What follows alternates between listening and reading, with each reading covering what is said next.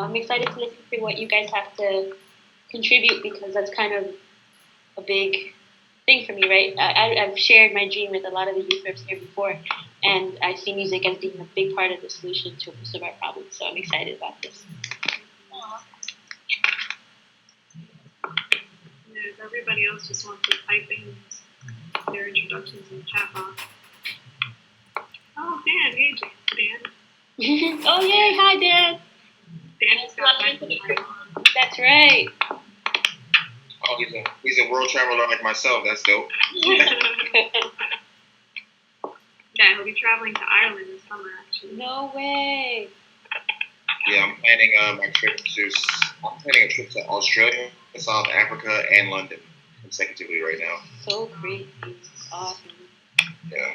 All right, so let's get started since it's 7:05 and we have a bunch of people already here.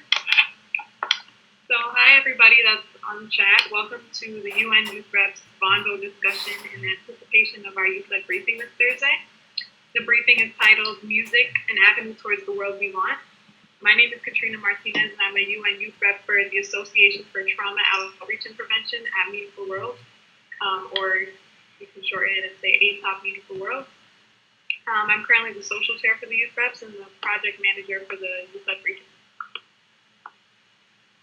Awesome. Gina. Hi, I'm Gina Liao. I'm a youth representative of the Ribbon International, which is another NGO affiliated to UN. I am the public relations manager for this youth-led briefing, and I was the previous international youth rep liaison for the executive committee of the youth rep organization. And we also have with us Yusuf Mohammed, who's a concert curator and will be a panelist at our youth-led briefing. I'll have him introduce himself a little later on in the discussion. So the discussion on today's Vonvo will be an introduction to who the youth reps are and our work at the UN, as well as an overview of our briefing theme, which is music. We will then ask Yusuf some questions about his work and then open up the discussion for questions from the audience at the end. So if Gina can start with the introduction to the youth reps and our involvement at the UN. So the organization, the UN department that we work with is the Department of Public Information, and it's otherwise known as DPI. And DPI hosts these briefings every week about different issues. It could range from anywhere between, this briefing is about how music can assist with using it as a platform to raise awareness about different global issues. But really, the Department of Public Information utilizes the UN issues and it collaborates with other NGOs, which are civil society organizations, and voicing their opinions about what they think the world will look like in relation to these issues. The United Nations developed 8 Millennium Development Goals, which are also known as the MDGs. Those include eradicating extreme poverty and hunger, achieving universal primary education, promoting gender equality and empowering women, reducing child mortality, improving maternal health, combating HIV/AIDS, malaria, and other diseases, ensuring environmental sustainability, and developing global partnerships for development. Now, the UN set a goal of the year 2015 to address all of these issues, but the goals that they set forth for each of these issues will not be met. Not all of the goals will be met. Some have met, but their rates of success have been different, and they've also been different in different countries. So, in addition to trying to achieve all these goals by 2015, they're also concentrating on the post-2015 agenda because they realize they won't be able to solve all these goals by 2015. Because of the Rio Plus 20 conference, was focused on environmental issues and sustainability. The outcomes of that conference have been to address sustainable development goals. So the post-2015 agenda aligns very much with the sustainable development goals that have come out of the Real Plus 20 conference. And so BPI NGO is putting forth a conference in this summer. It will be from August 27th to August 29th, and it would be the 5th annual UN BPI NGO conference and the role of civil society in the post-2015 development agenda. And we as youth reps represent different NGOs affiliated with BPI. So we wanted to work together and kind of take a different angle on it. And because we all listen to music, and music is a universal language, we want to learn more about how music out there reaches the youth and how we can amplify the youth voice in improving the. Awesome. Katrina can talk a little bit about this particular youth-led briefing and why we chose this topic. All right, so the youth reps have recognized the flooding of the internet with youth and their creations, such as what you see on Instagram, Tumblr, SoundCloud, and other apps. This proves that young people yearn to express themselves visually and sonically. So music has especially been one of the most powerful platforms for youth and young people to express their joys, grievances, and concerns, whether it's through the music that they're making or the music that they're listening to. We see that there are messages in this music that is important for policymakers and educators to pay attention to, especially for marginalized youth. Music is one of the only platforms that they have to convey their ideas for the world that they want. And so the objective of our third youth-led briefing is to produce a statement which will be incorporated into the youth input of the BPI NGO conference outcome document this upcoming August. This document is going to highlight the importance of music and the arts as an advocacy tool and means of social good. We want to generate ideas and discuss the best practices of using music and the arts as an advocacy tool and means of social good at this briefing. And so with this briefing, the youth reps advise that messages in music will be studied in an effort to be inclusive of the voices of the most marginalized groups, and that these messages be taken seriously. In addition, musicians should be partnered and consulted with in policymaking and educating. Music should also be used to promote awareness of the post-2015 agenda and other positive messages. Lastly, music should be used and promoted as an alternative to negative and even violent music expressing grievances. And so basically, we want the UN to recognize the importance of music to young people and really harness the power it has in realizing the next set of goals. So some of the panelists that we have for this upcoming youth-led briefing are Hugh Evans, who's the CEO of the Global Poverty Project, but in addition to the Global Citizens Music Festival, which is a project of the Global Poverty Project. And this festival is a concert that they put together in Central Park every year with really big name headliners. For example, last year they had Alicia Keys, Stevie Wonder, Kings of Leon, John Mayer.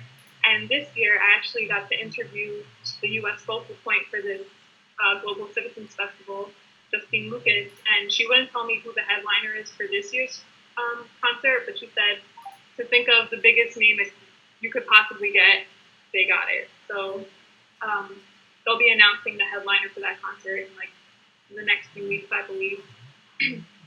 So we have Hugh Evans, and then Don McKinnon, who's the former head of entertainment at the Red Campaign, which, if you remember a few years back, they had, GAP had a Red Campaign, and I believe other organizations where sorry, I was reading the chat, but where they had the word empowered on a shirt with the word red bolded, and this, the profits from these products went to HIV AIDS organizations.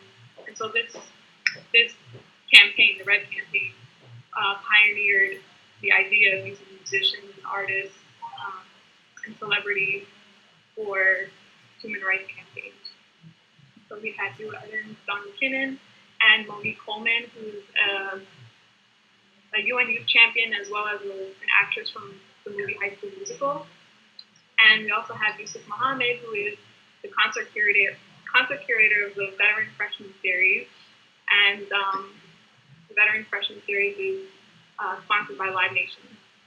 And performing, they have Camille Sophia, who is a great friend of mine and an up-and-coming, like, superstar.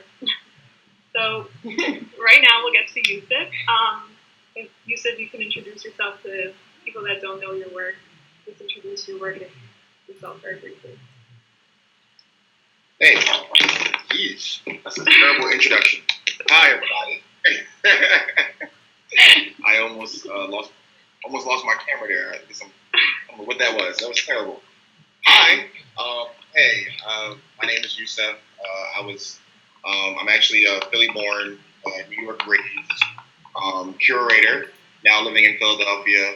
Kind of like a world traveler now in my third year of doing this work as far as working in the entertainment field. I started off kind of getting into music when I was very young. Ended up going to school for engineering, and from that, got very bored with it and went to school for film. After going to school for film, ended up working with like BET News and working for doing photography. Photography kind of, even though I was going to school for film, photography kind of took over and ended up really introducing me to a lot of artists, a lot of music artists that are huge today. But when I met them, they were just regular people like, Big Sean and Kendrick, Wiz Khalifa, and just all these different artists that are like big artists now. I met them when they were just starting. Kind of just threw myself right into doing music. I did my first show in 2011 while I was still in college, and had a really good turnout, and I just kept doing shows, and it just kept growing and growing and growing. So the place I'm at now, I'm doing shows in about 6 different cities and working on shows in 3 different countries right now. So yeah, that's my introduction. Awesome. You started off, it kind of, your life just took by storm once you met these artists, right? Yeah. Well, it was a combination of things. I think really what it was, and I'll just be flat out honest. When I did my first show, I had no idea what I was doing. So my first show had like 17 artists, and it was probably the longest concert in the history of concerts. Like, it was just the longest show ever. And it was because I had just started kind of getting into the business. I knew that a lot of these artists needed to be seen. I just didn't know how to promote them or how to make a show that was sustainable, or not sustainable, but that wasn't forever, long. It wasn't super long. And my first show, like 400 people came to my first show. It was a real big success.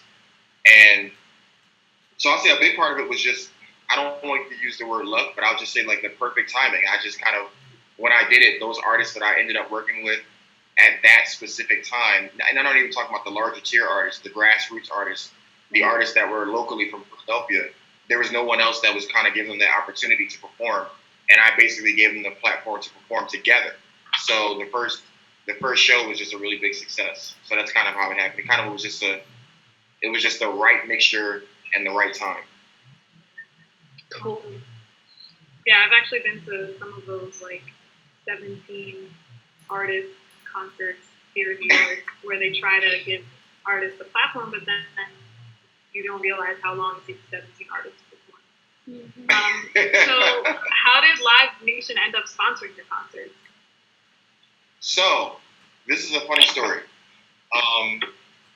I was still working for BET News. I was working doing photography. I was traveling.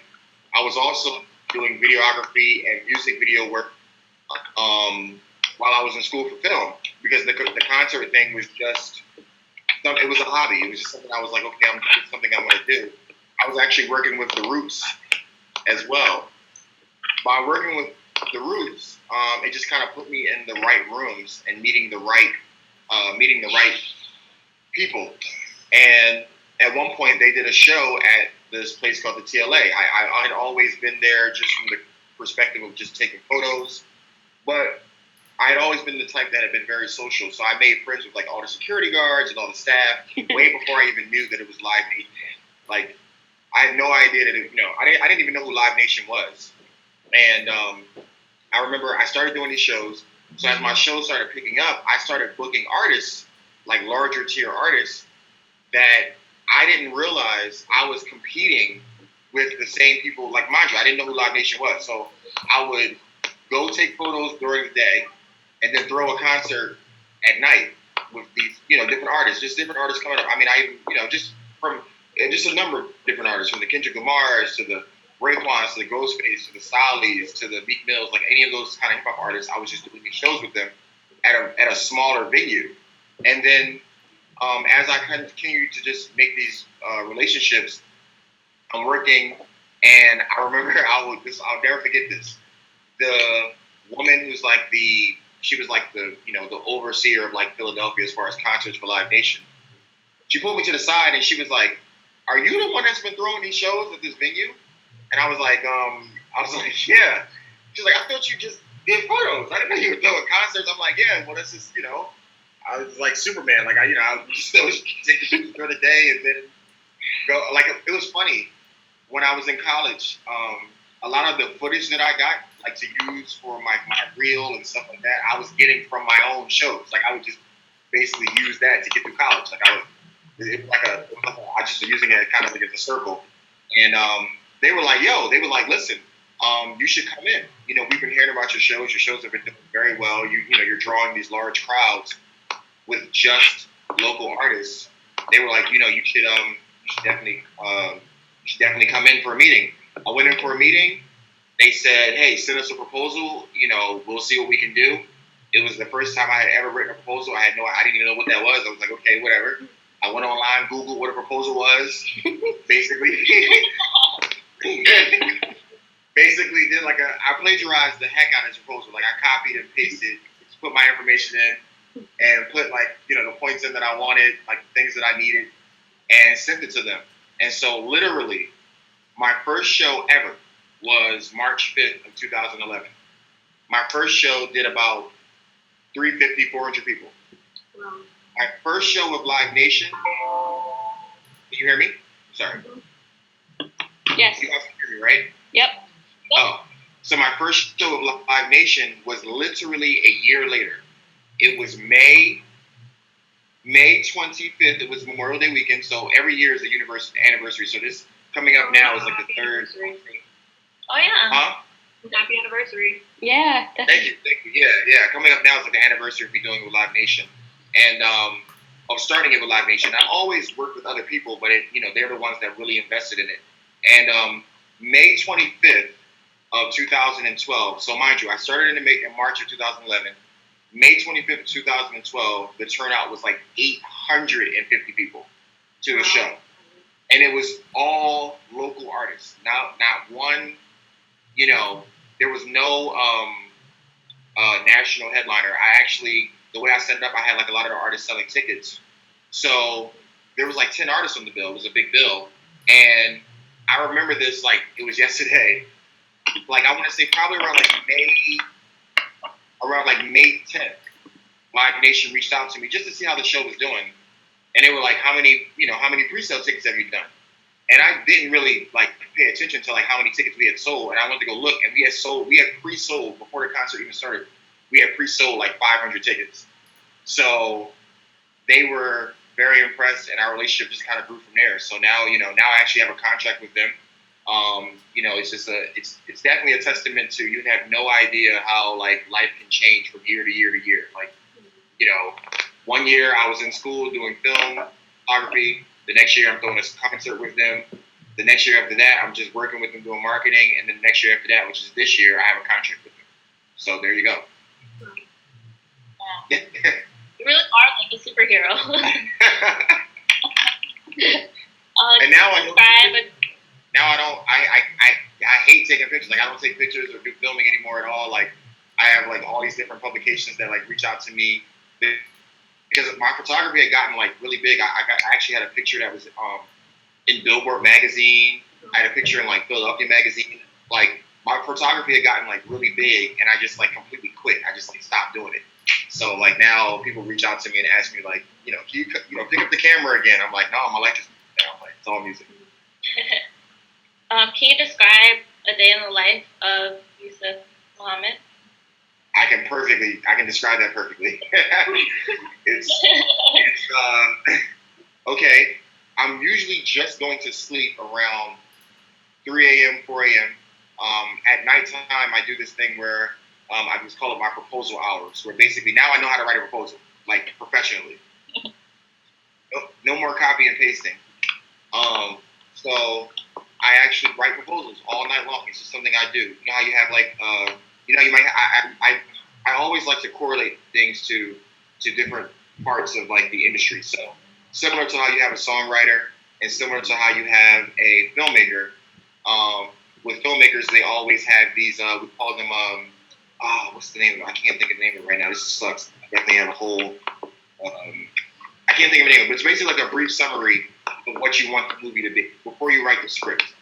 And so I do a bunch of those at night times. I usually do those from like 1 a.m. to 4 a.m. every single night. Like it's like clockwork, where I just think of new shows, think of how I can, make my budgets better, think of what sponsors I can reach out to, how I am able to, just enhance the experience for the people who come to my shows. I always like to say I like to create memories and not just moments, with my shows. I don't know.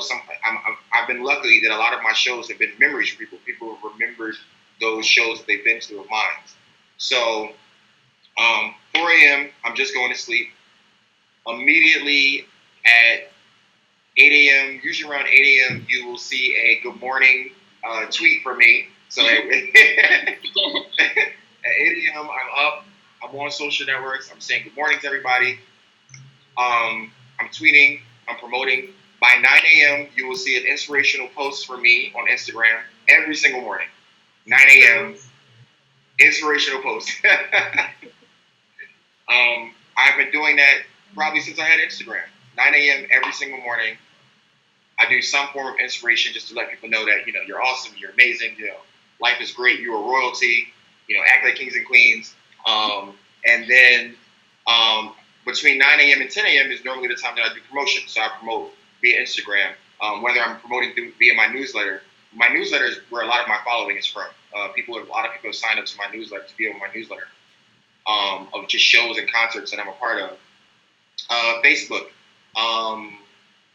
Twitter, from 10 to 11 a.m., 10 to about 12 p.m., I'm usually just sending out emails. I work with so many different companies and so many different sponsors that live in so many different cities. That's usually just my way of just catching up with them. Usually from like 12 to 2, that's me just talking to different agents about different artists. I'm actually, I booked so far in advance. So this is what, May, I think? This is May. And I'm already booking artists in November. I'm in November already. And then for the rest of the day, it's basically chill. I usually chill. And then if I have a show that night, I'll go to the sound check, make sure that all of the artists are good, make sure that the show is running well. I am extremely personable with the staff, no matter what room I'm in. So I'm talking to the staff, making jokes with them, questioning them. Usually by then, I'm reaching out to the management of whoever the headliner is. They come in, they sound check, make sure they're good at their room, let them know what time they need to be back to the venue, whether it's, Iggy Azalea, whether it's Brandy, whether it's whoever, letting them know what time they need to come back to the venue. Once they get back to the venue, then, making sure that the show goes well before they get back, making sure that my support artists, if I was allowed to put support on the bill, making sure they performed, and then going right into the show. And then I get home usually around 1 a.m., 2 a.m., and then do it all over again if there's another show. Wow. So that's my life, basically. If I'm not traveling, if I'm home, that's my basic everyday life. And you do travel a lot. Yeah. I remember reading your tweet saying, you can't be in Philly for more than 2 weeks at a time anymore. And so since you travel a lot, and you get to see the different music scenes in other places, what would you say is different about the Philadelphia music scene compared to other cities? Because I've lived in Philly I went to Temple University, and I love being in Philly. It's like a really artsy city, and it's I don't even know how to describe it. It's poetically beautiful, in a weird way, because it's so the city can be so gritty, but then it makes me really, really appreciate everything else and be grateful for everything else. So how would you describe the Philadelphia music scene compared to other cities? And you kind of described it perfectly. The first thing I wanted to say was that I realized very quickly from traveling, especially in America, that Philadelphia is everywhere in music. One, at least the Philadelphia area. The guy Adam Blackstone, who does music coordination for Jay-Z, Beyonce, Justin Timberlake, is from the Philadelphia area. The guy who's the MD for John Legend does work with Kanye West, does work everywhere. He's from Philadelphia. Common's DJ is from Philadelphia. It's just like the Roots that are on, the Tonight Show right now. They're from Philadelphia. So that was one of the first things I realized. Will Smith, who's one of the biggest actors in the world, is from Philadelphia. So I realized very quickly that something about this very small market that has a real gritty exterior, but in the inside, under that is just a lot of art and a lot of creativity. And being someone who was born here but raised in New York City, where it's a completely different market. I mean, it's just huge. It's just shows everywhere, music everywhere. It was different from kind of having to find those scenes here in Philadelphia. The reason why I started traveling so much personally was I always had a plan. I had a 5-year plan, and my plan by year 3 was to start basically planting seeds in other markets so that I could either build a bridge back to Philly, or I would just be able to branch out and not just be kind of pigeonholed in Philadelphia. So the one thing that I'll say about music in general, especially like American, hip hop, urban scene, which is a lot that I work in, that it's everywhere.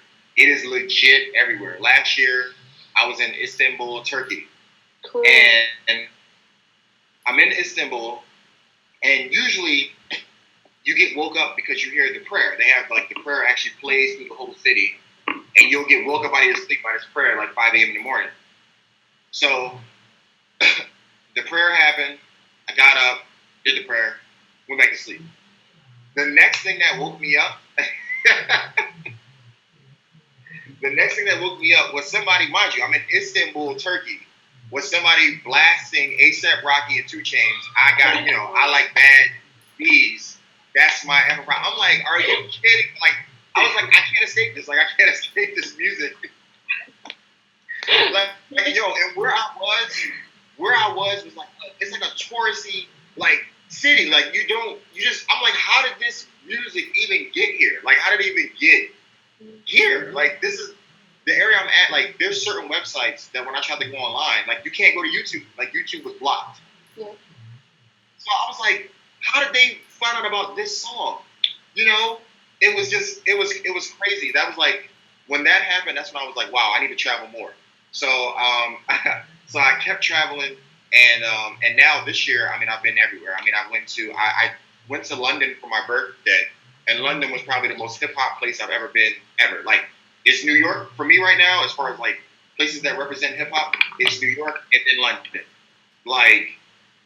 London was just so even the guys were walking to me yo blood, it's just talking to me yo brethren, where you from, brethren? With the accents and everything, everything about it was just so hip hop. I had a phenomenal time, and I travel alone a lot too.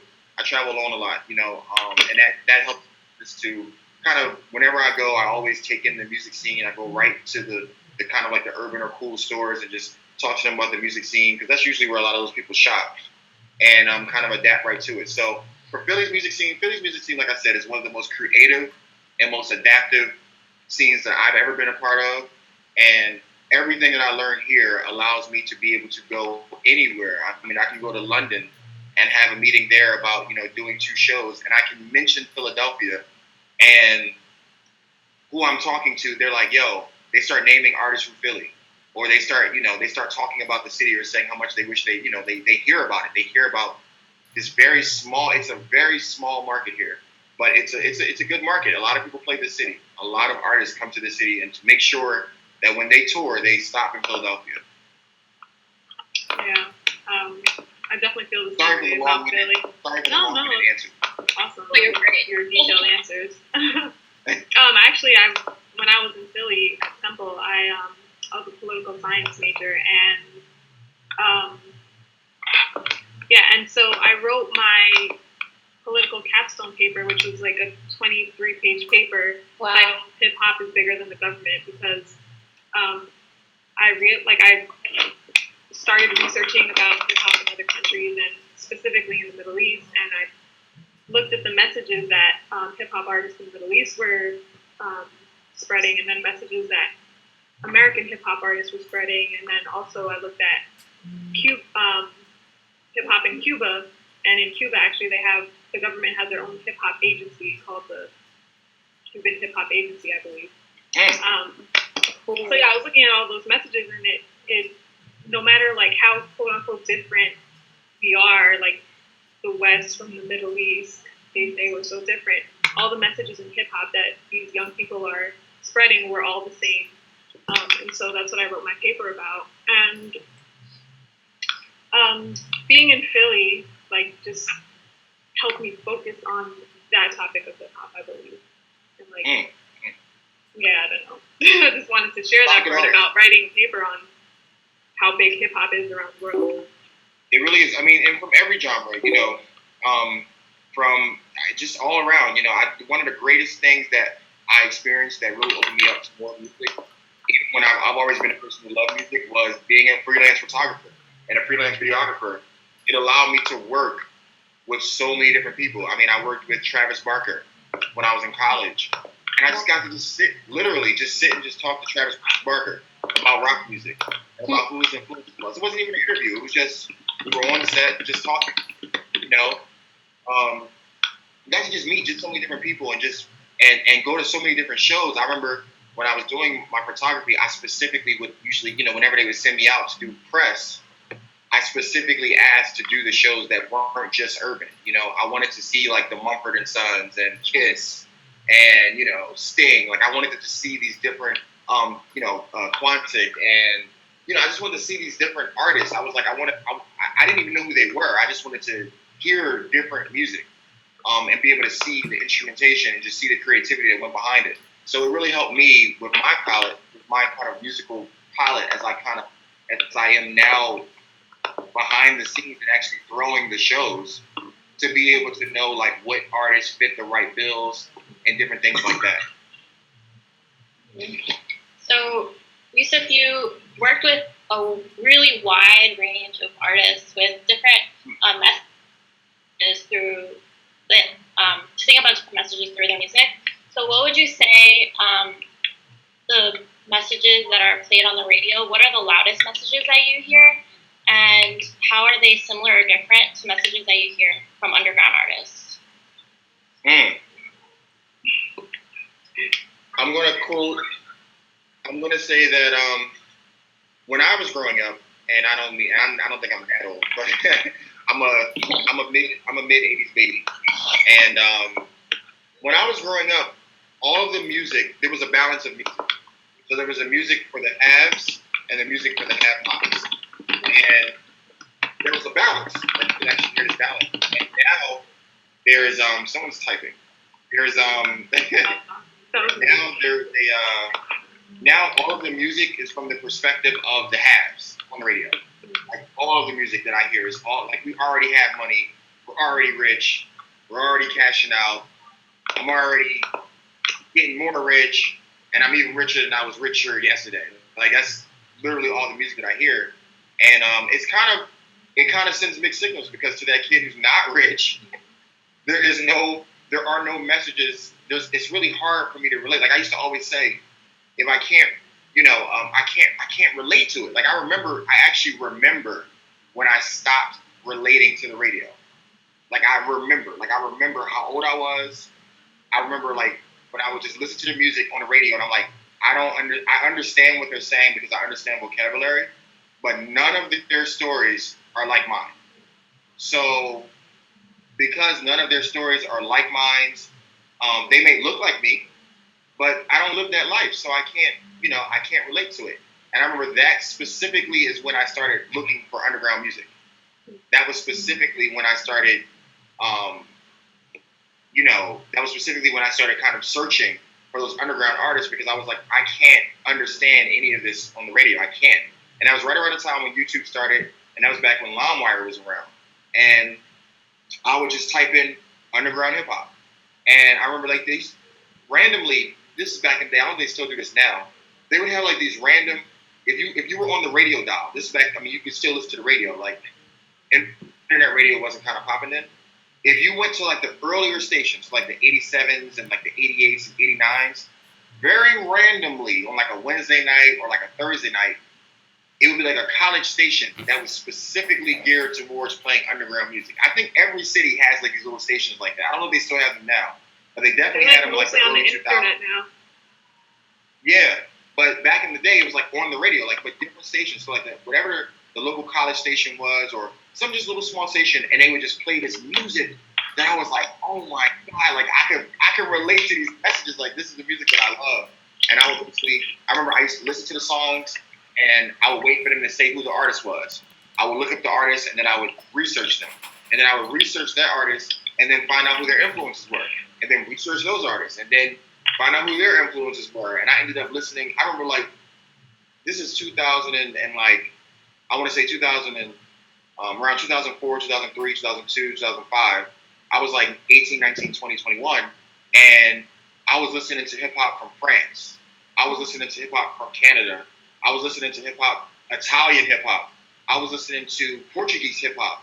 I was listening to South African hip hop. Like I was just listening to it was just like, I was like, it just completely branched open. And I think that's the biggest message that is missing from the music that I grew up on to the music of today, from the rhythms to the lyrics. It's a worldwide view. Mm-hmm. The music that I grew up on had live instrumentation. Yep. Where I would be like, what does that sound like? I never heard that sound before. I remember when, especially like even in urban music, they would do collabs with Caribbean artists. Yep. So you would hear a Caribbean rhythm and like a hip hop artist. So that Caribbean artist that I had never heard of before, I would purposely, like, it would make you want to go, who is that? Like, who is that? Where did that sound come from? Who is there? Where did that sound originate from? That's how I found, kind of like dub reggae. Then from dub reggae, I, got into roots reggae. Then from roots reggae, I got into ska.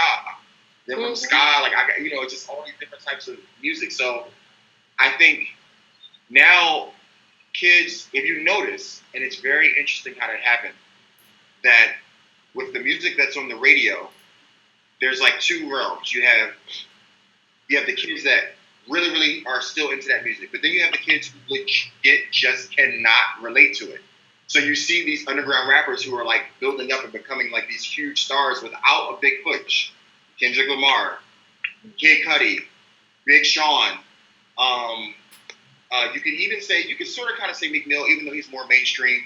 Schoolboy Q, Danny Brown, A$AP Rocky. These are all kids. These are all kids whose music, Action Bronson, like these are all people whose music wasn't on the radio. It was strictly 100% underground music. And I tell people this story all the time. I remember in 2009, I was at South by Southwest, and this is just to show you how crazy like music changes and how like the underground scene, how it kind of it's one of those places where you can find such great talent. I remember I was at this show. It was a showcase at South by Southwest, and it was just a room, and like Kendrick Lamar's in the room, Big Sean's in the room, Styly's in the room. Who else was in the room? I think Kid Cudi was there, but he was like on the rooftop. It was like just a bunch of artists was in the room, and I remember like Big Sean and Kendrick, like this is when they were just starting, so they were just like kind of talking to each other. Kendrick gets in the middle of the floor and just raps, then just walks around the room talking to people. Big Sean gets in the middle of the room, just raps, just walks around. So it was such a great feeling. It still shows that the underground is where it's at. It still shows that, these bigger artists, I remember when Wiz Khalifa, he first played Philadelphia, he actually played a show that was up-tempo University. There was like 60 people that showed up to the show. Oh. 60 people for Wiz Khalifa. He came back 2 years later, stadium. Kendrick Lamar, and you can look this up on YouTube. I'm actually on stage with him, which is weird. But Kendrick Lamar did his first show at this place called what's the name of this place called? I can't think of the name of the place, but Sherman Mills. Sherman Mills. He did his first show in Philadelphia at this place called Sherman Mills. There was literally like 150 people there. Literally. The very next year he came back, he sells out a 2,000 cap room. The very next year. So it just shows the power of the underground. Even though the mainstream might be what's internet. Oh yeah. Yes. And social media. So sorry for that. Again, another long-winded answer, but it just shows the power of the underground theme. Cool. So who would you say are some of your favorite artists, either on the radio or underground or up and coming? I listen to a lot of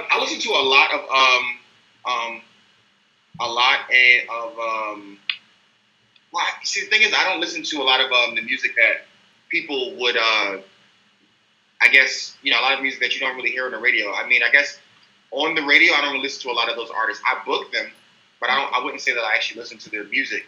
But I do listen to a lot of I listen to a lot of Q-Tip. I listen to a lot of jazz. I'm a big jazz head. I listen to a lot of old school R&B, a lot of rock and roll music. I like there's bands like Rush. There's bands there's just random bands that I listen to that people would be surprised. I listen to this guy named Toro. I think his name is Toro Wamat. I don't know how to pronounce his name, but he's another artist I listen to. I listen to a lot of beat music, so a lot of Jay Dilla, a lot of New Hobbies. I listen to Carlos Santana. My range of personal music is random. I have a pre-show ritual that I do before every concert. If you ever walk into one of my venues, usually this is what you'll hear. You'll hear Jodeci being played at very loud levels and some guy singing it very loud, terribly. And that's me. That's my pre-show ritual. My pre-show ritual there he is. Yeah, that's right. Turo 1. But I listen to Jodeci at loud levels before every show. I don't know, something about that begging R&B music that I just like, and I listen to it all the time. So yeah, I listen to a lot of artists. I listen to Kendrick Lamar's. Of course, I listen to the Kid Cudi's.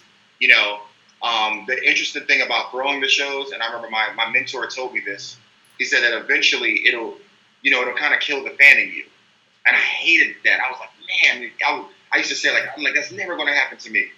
And it hasn't killed the fan in me, but I always try to explain to people, imagine if you had to go to concerts for a living. It would completely change the way that you look at music. If you had to do it for a living, if every single day you had to go to a concert, it would maybe change the way that you look at the music, unless it's an artist that is kind of transcending, like an Erykah Badu or Gary Clark Jr., or a Jay-Z or Kanye West. Those are the ones where I'll actually be into it, oh my gosh, or an artist I remember a lot of my coworkers were laughing, but I grew up in the 90s, and Limp Bizkit came to town. And I knew every single Limp Bizkit. I knew all the lyrics, and all of my coworkers knew. They were like, "You really?" I'm like, "This is Limp Bizkit." Nobody remembers he had the midget guy with him that had the hip hop there. Nobody remembers that. It was on Simpsons. I love Limp Bizkit and Kid Rock. I just love that. So it was funny. It was kind of funny, but yeah, those are some of my favorite artists, if I even named any. Common, Erykah Badu, the Jay-Z's, the Roots. I love Danny Brown. The reason why I love Danny Brown, even though his music is a little risque, I like him personally because he's who he is. I love artists who are true to themselves no matter what. They don't make music to try to become someone else. They don't play a role. That's exactly who he was before he got on. It's exactly who he is now that he has money. He's never changed. It's interesting how you know them as underground artists, and then when they do become famous, you collaborate with them, so you get to see how they evolve and whether they stay true to their roots. So I think that's really cool that you're in that scene and you get to watch them progress. Yeah, and the crazy thing, the really dope thing, and I always tell people this story. Kendrick Lamar blew up. He got very, very big, very, very quickly. And I haven't seen him in about a year. But every time I see him, he remembered my name. He actually remembered me, like remember my name. And I mean, for me, for somebody who works with all of these artists, that was probably one of the best. That was like a great feeling. Like, man, for this young shining guy who's like one of our best artists, and when he sees me, he's like, "Yo, I remember you. I remember the first show. I remember seeing like just for them to show that they're real people. They're not. And I get to see them in a different light. A lot of these artists, I know them. I text them. I just check in on them. And it's humbling for me because I don't live in a mansion or I don't have like millions. I'm just the person who puts together them being on the stage. But to see that kind of humility in them, that they're still just humans and this is their art form, and for them, this is a way of living, and I show them that respect as artists. That I let them know that look, I wouldn't book you if I didn't believe in your message and I didn't believe in your music. I literally, people know, I won't touch a show or go near a show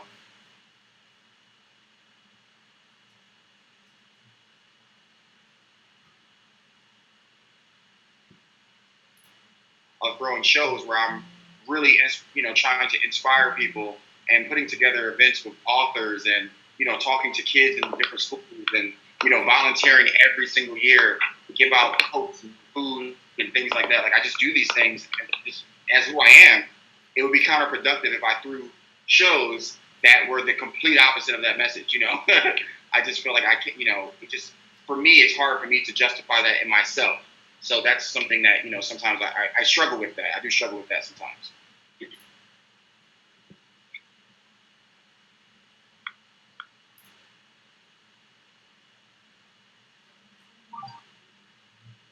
So my next veteran freshman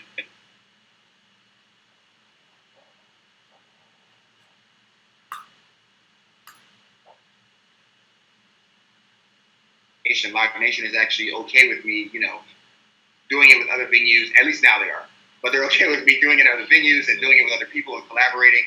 And so now my next show that I have is with Jesse Boykins on the 24th, which is Memorial Day, which is next Saturday, which will actually be it's basically the 4-year anniversary of veteran freshmen even being like large. It'll be between 2011, so 3 years. I'm sorry, 3-year anniversary. 3-year anniversary of it being large. Every Memorial Day I do this show, and it's just a really emotional time for me because it just reminds me of sitting in my dorm room, coming up with the name veteran freshman, and then having a show, and then the next year it's like 800 people at a show where veteran freshman is like on the marquee, and then being in New York a year later and doing a show with like Eve, somebody who I used to watch on television. I'm doing a show with her, and then I worked in the airport for 4 years when I was in college before I got into film, and I never took one flight, and I have been all around the world since I found my purpose. So if that is not a testament to just finding your purpose can absolutely change your life. Like, I never took one flight when I was working at the airport. And now that I'm actually working for myself and putting all of these different artists on and working and collaborating with so many different people and so many different brands, I'm flying everywhere. I can go I can basically go anywhere as long as I plan it out. And it's interesting. So Saturday is Jesse Boykins. I am also now working on my very own festival in LA. I'm working on a festival in LA, which is going to be, I don't want to talk too much on it, but I am working on that right now. I am working on a potential collaboration in South Africa. I'm working on 2 collaborations in London. I'm also working on I have a jazz show that I'm doing. So there's a monthly jazz show that I'm doing now that has really picked up steam. It's became a really big show here. And in New York, they're hitting me up about it. Dallas, Atlanta, Orlando, LA, DC as well. So I'm working on starting that show in about 6 different markets, and I'm also working on there's a new event that I kind of curated, which was like this speaker event between these two authors. This author named by the name of Alex L. This author by the name of Rob Hill Sr. And the first event that we did was really good. It was basically just an event talking about love, talking about life, talking about success. When we did the show, 300 people showed up of all these different races, and it was great. And so I'm working on kind of setting up a college tour for that and doing that in different cities as well. So that's about the basics of everything that I'm working on right now. Awesome. Yeah. And I'm designing an app. Oh, really? Cool. Yes. I am designing a very, very dope app. I'm designing a really dope app. Yep. Okay. Yeah, I'd love to hear more about your collaborations with South Africa Group when I meet you in person. For right now, we'll have questions from the audience. Okay, cool. One was asked by Jeremy, and his question is: have you toured with the U.S. State Department called Hip Hop Ambassadors? I'm actually looking at it right now. No, I haven't. What's really dope about looking at that program, which I'm going to definitely check out, I have a very close family member, a aunt of mine, who was kind of way back in the 90s. She was like one of these like hip hop groups back in the 90s. And she's like really well known in hip hop. And she actually tours and does like these type of events, very similar to what that question is about. She actually does it in, I want to say is it Uruguay? I think it's Uruguay. She actually goes there and teaches like hip hop classes and things like that. And I have another friend of mine who's a poet who actually travels the world talking about music and culture and poetry and trying to fuse in different cultures and things like that. So that has been something I've always wanted to do. I have never done it, but I've always wanted to do something where, I actually like the veteran freshman brand where it's almost like I hate to use the word boot camp, but like we go to different places and we like put on these different shows of like grassroots artists from that market, or we take artists from like the States and bring them in. I always thought that would be like a really dope thing to just show these kids like, hey, and that's one of the reasons why I'm starting these shows, trying to do these shows in different countries, in like London, because the show that I'm working on in London, my plan is to take 3 Philadelphia artists, and I'm actually going to either get sponsors for it or I'm going to pay for it. I got in my pocket to take them to London to perform. Because even if those artists don't ever make it, even if they don't make it, they will be able to say, I performed in London. Like, that's going to be life-changing for those artists. That's going to change their lives just to be able to say, I just did a show in London, England. And if I'm all I want to be able to do is kind of set up, at least just, if I can just set up the platform and to get them there, that's something that I want to do. So I'm definitely going to check that out, the Hip Hop Ambassadors organization. Thank you for that question. Definitely going to check that out. We have time for one more question.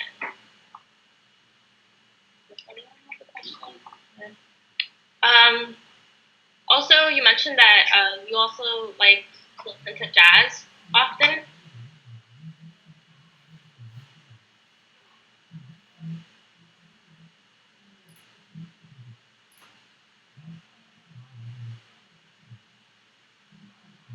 In the 50s.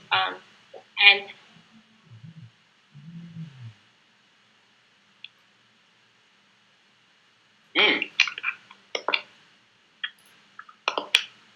Yeah, this jazz show that I have now that I started, it's called the reason why it kind of blew up, it's called Who Got the Jazz.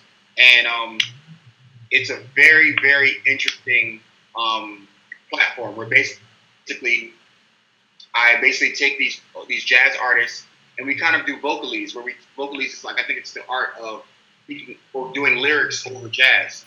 And we take these jazz classics and kind of recreate them to these fresh new ways using grassroots artists to do it.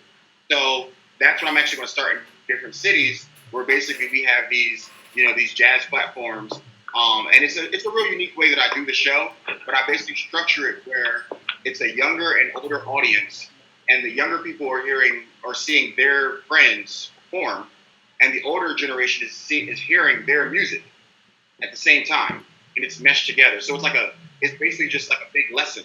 And the show's been doing very well here in Philly.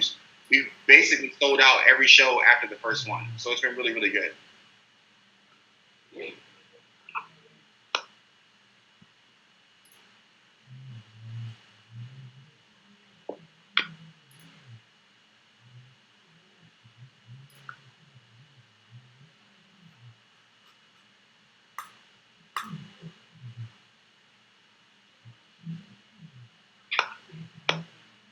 I'm extremely specific of who I work with, and mainly only because, like, my work is my baby, and I do work for myself. I don't really have a team. I do everything kind of on my own.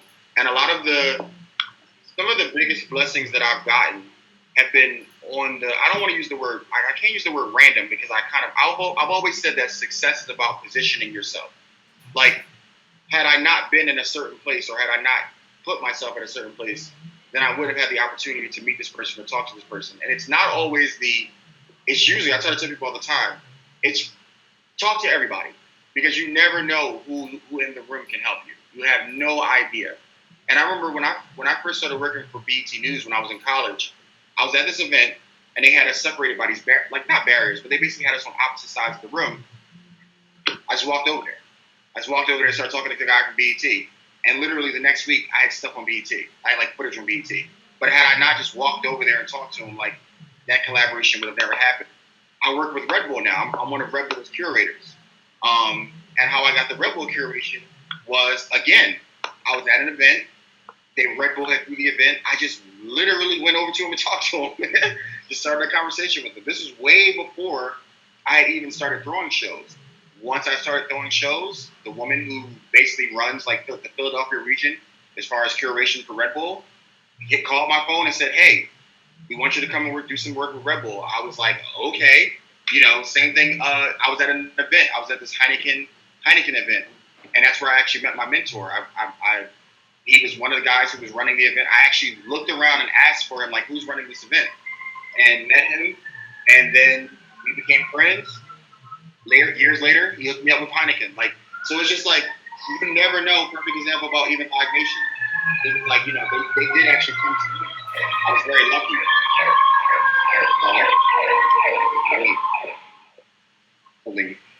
Somebody was being saved. Oh, I'm sorry. My window's open.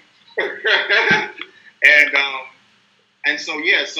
Do I see collaboration? Yes, I do. But it has to make sense, and I will be honest and say, like, a lot of the things that I'm working on are like really tedious projects. And so if it's in the alignment of what I'm working on and it can help, like, perfect example, I just met this guy who's an engineering guy, but he also has a background in marketing. So when we had this discussion, I was like, well, how can I help you? He said, well, the way you can help me, he said, I have a company that's in engineering. He said, I'm not going to really try to, like, get into what you're doing. He said, but you can help me by basically, just bringing awareness to what I do. Yeah, we do two completely different things. So then he asked me, he said, well, how can you help me? I said, well, you work in engineering. I said, man, it's crazy. I really need to find somebody who can build this app for me. I really have this great app idea. Literally 2 seconds into me saying that, he's like, I have somebody for you. And he's linking me up with this guy who does apps for, like, huge corporations. So it's just very that simple. It's like, even if we might not be able to work on a project together, I feel like there's always ways for someone to help someone else or work or, find some way to have a correlation where, one helps the other, even though they're not necessarily collabing directly with each other. If that answers the question.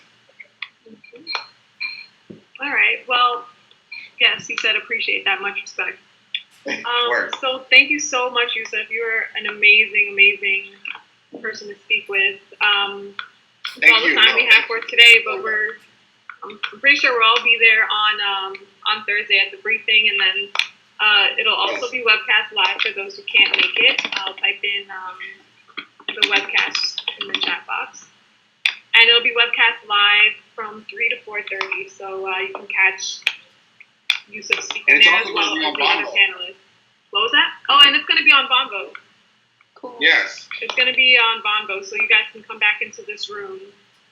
And if you have questions during the actual briefing, type in your questions, and we'll be taking note of it at the event so that we can address them at the briefing when there's time for questions at the briefing.